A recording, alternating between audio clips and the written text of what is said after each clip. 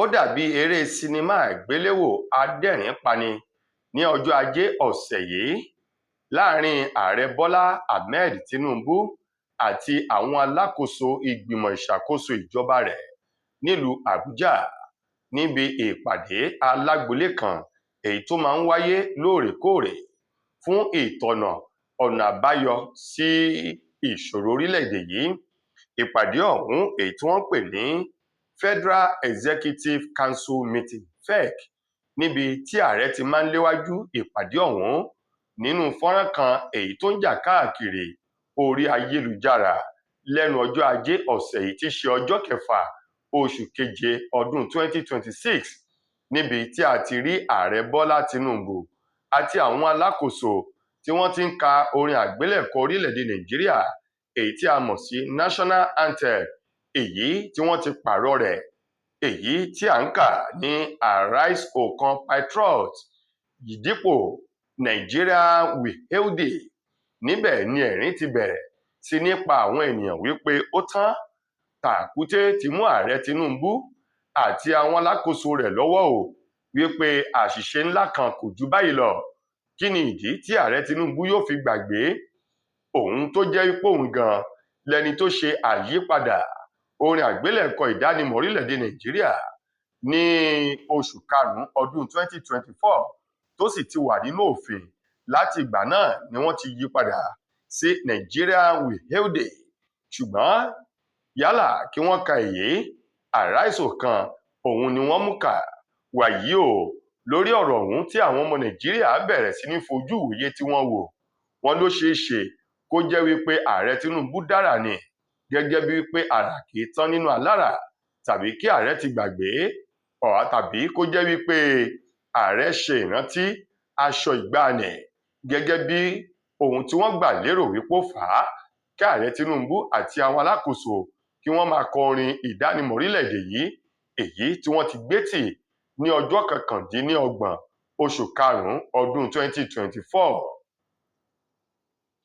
Gómìnà tẹ́lẹ̀ rí ní ìpínlẹ̀ Borno tó ti jẹ́ ọ̀kan gbòógì nínú ẹgbẹ́ òṣèlú APC, Halimot Sheriff Owoman ló ti tẹnumọ́ wípé àsìkò kò tó fún igbákejì ààrẹ tẹ́lẹ̀ rí lórílẹ̀-èdè wa Nàìjíríà èyí tí ṣe Atiku Abubakar tó fẹ́ gbégbá ìbò sí ipò ààrẹ nínú ètò ìbò ọdún 2027. Halimot Sheriff sọ wípé lótìtọ́ ńlódodo ó ní Atiku Abubakar ẹni tó kójú òṣùwọ̀n tó ní ọgbọ́n tòun ti òye láti tukọ̀ darí orílẹ̀-èdè Nàìjíríà ni. Ó ní ṣùgbọ́n ohun gbogbo ló ní ìlànà àti ìgbésẹ̀ nítorí pé ìtọ̀sẹ̀ ló ń lọ̀yọ́. Ó ní àsìkò ìtó fún àwọn ènìyàn ní apá àríwá orílẹ̀-èdè yìí. Ó ní apá gúúsù òun ni ọpọ́n òun ló ṣìkàn báyìí. Nípa ìdí èyí, Ààrẹ Bọ́lá Tinubu yóò sì lọ sí ipò ààrẹ lẹ́ẹ̀kan sí lọ́dún 2027. Ó ní tó bá wá di ọdún 2031, ó ṣeé ṣe kí Atiku Abubakar gbégbá ìbò kó sì já ewé olúborí, nítorí pé Atiku tìká lára rẹ̀ mọ̀ wípé apá gúúsù òun ni adé ààrẹ ilẹ̀ yìí ń ló yí sí o, tí Tinubu yóò sì lo sáà méjì rẹ̀ pé èyí tí ó tẹnubẹ́po lọ́dún 2031. Ó ní bí Atiku Abubakar bá gbìyànjú láti gbégbá ìbò, ó ṣeé ṣe kó má já ewé olúborí kó má sì ní ìbò kankan láti apá àríwá tí í ṣe òkè ọya lọ́hùn-ún lọ́dún 2031, gẹ́gẹ́ bí ọ̀rọ̀ tó ti ẹnu Halimot Sheriff jáde lórí ètò iléeṣẹ́ amóhùnmáwòrán kan èyí tó wáyé ní ọjọ́ Ajé ọ̀sẹ̀ èyí tí a wà ní rẹ̀ yìí ní ìpínlẹ̀ Èkó.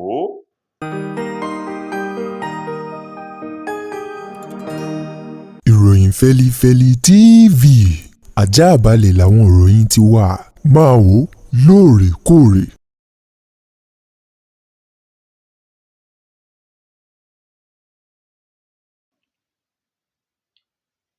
Ẹni tí í ṣe olórí òṣìṣẹ́ sí Ààrẹ Bọ́lá Tinubu, ìyún ọ̀gbẹ́ni Fẹ́mi Gbàjàbíàmílà Owoman ló ti fún ọmọọba Adéníyì Adéyẹmí ní gbèdéke wákàtí 72 láti tọrọ àforíjì kó sì fẹnu rẹ̀ gbolẹ̀ níwájú gbogbo ọmọ orílẹ̀-èdè Nàìjíríà tó ń ti ọ̀rọ̀ tó ti ẹnu rẹ̀ jáde kókó jẹ wípé irọ́ lòun pa ò láti tọrọ àforíjì lọ́wọ́ òun. Ó ní bí bẹ́ẹ̀ kọ́, ó ní ọmọọba Adéníyì Adéyẹmí yóò rí pípọ́n ọwọ́ ìjọba àti ìdájọ́ ní orílẹ̀-èdè yìí.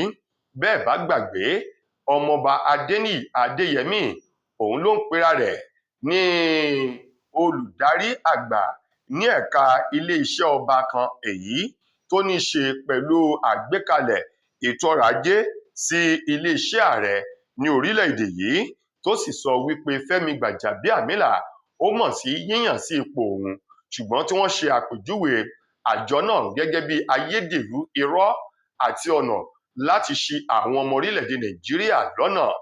Ọ̀rọ̀ tó ti ẹnu ọ̀gbẹ́ni Adéyẹmí jáde rèé, èyí tí Fẹ́mi Gbàjàbíàmílà sọ wípé irọ́ ló pamọ́ òun àti ìbanilórúkọjẹ́ ni. Ó ní òun fún ní wákàtí 72 láti tọrọ àforíjì, bí bẹ́ẹ̀ kọ́ wọn yóò wọ tuurutu bí òbúkọ alágídí lọ sí ilé-ẹjọ́.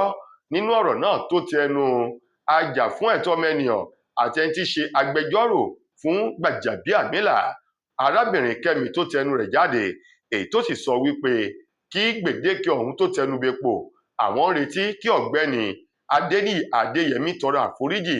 Láì ṣe bẹ́ẹ̀, á jẹ́ wípé yóò rí pípọ́n ojú ìjọba àti ìgbésẹ̀ ìdájọ́ òtítọ́ àtòdodo ti ilé-ẹjọ́ ní orílẹ̀-èdè yìí. Ẹni tí í ṣe ajàfún ẹ̀tọ́ ọmọnìyàn tó tún jẹ́ agbẹjọ́rò àgbà nílẹ̀ wa Nàìjíríà, Fẹ́mi Fálànà SAN, sọ wípé ohun tó bá dáni lójú ènìyàn máa ń tẹnumọ́ ni. Ó ní alágbẹ̀dẹ ọ̀hún tó ń lorin lójú kan ṣo, ó ní ohun pàtàkì èyí tó fẹ́ múlò ńbẹ̀ ni. Ó ní tán bá ń sọ lára àwọn alátìlẹyìn ògbóná gbòǹgbò àgbà èyí tó ń ṣe àtìlẹyìn fún àwọn agbésùmọ̀mí Boko Haram, ó ní gómìnà tẹ́lẹ̀ rí ní ìpínlẹ̀ Borno Alimodu Sheriff ó jẹ́ ọ̀kan gbòógì nínú àwọn alátìlẹyìn Boko Haram èyí tó ń ṣọṣẹ́ lórílẹ̀-èdè yìí. Fálànà sọ wípé tó bá jẹ́ wípé irọ́ lòun pamọ́ Alimodu Sheriff, ó ní kó bọ́ síta gbangba láti wá pè òun lẹ́jọ́ kó sì wá dáàbò bo ọ̀rọ̀ yìí. Ó lámọ̀ tí kì í bá ṣe bẹ́ẹ̀, á jẹ́ wípé lótìítọ́ ní lódodo ó mọ̀ sí àwọn iṣẹ́ ibi tí àwọn Boko Haram tí wọ́n ń ṣe. Ó ní nínú ètò ìbò ọdún 2023 èyí tí Alimodu Sheriff gbégbá láti jẹ́ ọ̀kan láti gbégbá ìbò sí orílẹ̀-èdè yìí tí ṣe ààrẹ, ó ní nígbà náà ló ṣe ìlérí fún ọ̀kan nínú àwọn olórí àwọn Boko Haram wípé bóun bá lè já ewé olúborí, dájúdájú òun yóò fi olórí Boko Haram ọ̀hún, òun yóò fi ṣe ọ̀kan nínú àwọn alámòjútó ní ìpínlẹ̀ Borno. Ó ní bí wọ́n bá lè ṣe àtìlẹ́yìn fóun tóun bá dé ipò náà, ọ̀pọ̀lọpọ̀ àwọn ohun lòun yóò ṣe fún wọn lóhun tó dáa pẹ̀lú ẹ̀rí èyí tí Fálànà sọ wípé ó ń bẹ lọ́wọ́ òun. Ó ní nípa èyí kí àwọn ọmọ orílẹ̀-èdè Nàìjíríà àti ìjọba àpapọ̀ ó tètè mọ̀ ẹni tí wọn yóò wọ́ tuurutu lórí àwọn ìṣẹ̀lẹ̀ abàmì tó ń ti ọwọ́ àwọn Boko Haram wáyé o, nítorí wípé Alimodu Sheriff ó fojú jọ ẹni ire ni, ṣùgbọ́n iṣẹ́ ibi ìwà ibi òun ló ń bẹ ní ọwọ́ rẹ̀, tó sì jẹ́ wípé aṣenitán bánikẹ́dùn òun náà ni Alimodu Sheriff òun ló jẹ́, gẹ́gẹ́ bí ọ̀rọ̀ èyí tó ti ẹnu adájọ́ Fẹ́mi Fálànà tó ti ẹnu rẹ̀ jáde. Ṣé Yorùbá bọ̀ wọ́n ní ohun tó bá kọjú sẹ́nìkan ẹ̀yìn ni ó kọ sẹ́lòmíì, bí ìlú gángan bẹ́ẹ̀ náà ń lọ̀rọ̀ lé ayé rí o. Ẹni tí í ṣe ọ̀kan nínú àwọn olórin tàkasùfé wèrè ìdààmú àdúgbò ọmọ ìjọba eyín Habib Òkìkíọlá Badmus, èyí tí gbogbo èèyàn mọ̀ sí Portable, sọ wípé ọ̀rọ̀ tó ti ẹnu obìnrin àkọ́kọ́ orílẹ̀-èdè yìí jáde, arábìnrin Olúrẹ̀mí Tinubu o, lórí wípé ìrónilágbára àtìlẹ́yìn fún àwọn obìnrin tí ò rí kan ṣe kan nípa ríró wọn ní agbára kí wọ́n lè máa dín àkàrà tà, yíyan àgbàdo tàbí sísun bọ̀ọ̀lẹ̀, wípé ọ̀rọ̀ náà ọ̀rọ̀ tó dáa ni. Portable sọ wípé àwọn ènìyàn ni wọ́n ṣì ìyàwó ààrẹ gbọ́ o, ó lámọ̀ tí wọ́n bá jókòó tí wọ́n bá rò dáadáa wọn yóò rí wípé ọ̀rọ̀ gidi ló ti ẹnu ìyàwó ààrẹ jáde. Portable sọ wípé ọwọ́ tó bá dilẹ̀ ń lè ṣú ń bẹ̀ lọ́wọ́ ẹ̀, bẹ́ẹ̀ sì rèé wọ́n ṣetán láti lé èṣù jìnnà ìdí rèé tí ìyàwó ààrẹ fi sọ̀rọ̀ náà.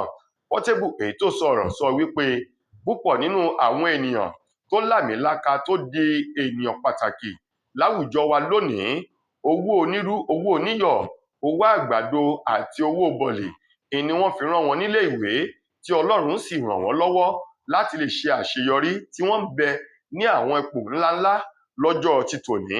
Ó ní nípa ìdí èyí, bí àwọn ọmọ orílẹ̀-èdè Nàìjíríà bí wọ́n bá rò dáadáa, wọn yóò rí wípé ọ̀rọ̀ ọlọ́gbọ́n olóye òun ló ti ẹnu ìyàwó ààrẹ jáde gẹ́gẹ́ bí ọ̀rọ̀ tó ti ẹnu Portable jáde. Ó ní ṣùgbọ́n àwọn ọmọ Nàìjíríà ni wọ́n sì gbọ́ ò. Bẹ́ẹ̀ bá sì gbàgbé, ààrẹ ilẹ̀ wa Bọ́lá Tinubu tìkálára rẹ̀ tí í ṣe bàbá alágbàdo ló pe ìyàwó rẹ̀ ní ìyá alákàrà.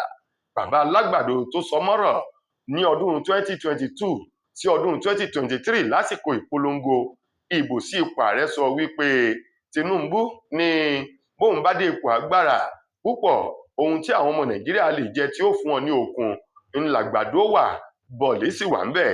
Láti ìgbà yìí ni wọ́n ti ń pe ààrẹ gẹ́gẹ́ bí bàbá alágbàdo síwájú kíyàwó rẹ̀ tó di ìyá alákàrà. Portable wá fi kún nínú ọ̀rọ̀ rẹ̀ wípé lásìkò tí òun lọ sí orílẹ̀-èdè UK tí ṣe United Kingdom, púpọ̀ nínú àwọn èèyàn tí wọ́n ń gbafẹ́ tí wọ́n sì ń wá ọkọ̀ bọ̀gìnì ó ní àgbàdo sísun tà ní ọ̀pọ̀lọpọ̀ wọn ṣe, tó sì jẹ́ pé ọmọ orílẹ̀-èdè Nàìjíríà ni wọ́n, èyí tí wọ́n ń gbé ayé ìrọ̀rùn ní orílẹ̀-èdè UK. Tó ẹ̀yin ará, ìròyìn wa kò ní jù báyìí lọ fún ti tòní. Títí di ìgbà míì tẹ́ máa ní àǹfààní láti gbọ́tun rè míì ní ilé iṣẹ́ wa, mo gbà á ní àdúrà wípé ilé ò ní lé wa, ọ̀nà ò ní nà wá. Fúnmi Adénúgà òun ló mú ìròyìn wá sí ojú ìwòran yín.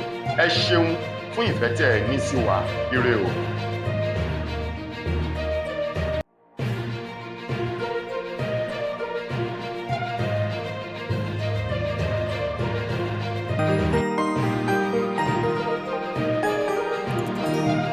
Ìròyìn Fẹ́lifẹ́li TV Àjààbálẹ̀ làwọn ìròyìn ti wà, máa wò lóòrèkóòrè. Mo kí gbogbo ẹni tí wò mí ti ń gbọ́ mi jákèjádò orígun mẹ́rẹ̀ẹ̀rin àgbáyé. Orúkọ mi ni Ambassador Àkànfẹ́ Ìwò tí mo jẹ́ agbẹnusọ fún iléeṣẹ́ X2 Ultimate Herbal International Limited. Níléeṣẹ́ wa bí láti màmọ̀ dájú nǹkan kan tí eléyìnbó ń pè ní health is wealth, ìlera lọ́rọ̀. Kì í ṣàfẹnujẹ́ nìkan tá a bá ń gbọ́ ní sétí, torí gbogbo lọ́gbọ̀n àwọn èèyàn ni wọ́n ń kojú àìsàn tí a pè ní ìfúnpá gíga. Ìdí nìyí tí iléeṣẹ́ X2 Ultimate Herbal fi ṣètò oògùn ìfúnpá gíga fún ní powder àti ní olómi. Kò tán síbẹ̀, oògùn ìtọ̀ ṣúgà ó wà ní iléeṣẹ́ X2 Ultimate Herbal International Limited ní powder àti ní olómi. Òun náà lẹ̀ ń wò yìí. Oògùn ọ̀pẹ́ ẹ̀yìn wà tí a ti ṣe lọ́jọ̀ fún ẹni tó bá ń kojú ọ̀pẹ́ ẹ̀yìn torí gẹ́gẹ́ bí ìṣòro. Iléeṣẹ́ wa níbí ní oògùn ẹ̀ tó lè bá wọn tán rẹ̀ lójú ọgbọ́n. Bákan náà, ogunlọ́gọ̀ àwọn èèyàn ni wọ́n jẹ́ oníbìísí tí wọ́n ti rora wọn pín wípé Ọlọ́run ò lè ṣe, ṣùgbọ́n tó jẹ́ pé àìsàn kan sómìíràn ní kọjú ọmọ bíbí wọn. Ó wà ní iléeṣẹ́ X2 Herbal International Limited fún ìwòsàn fún àwọn oníbìísí.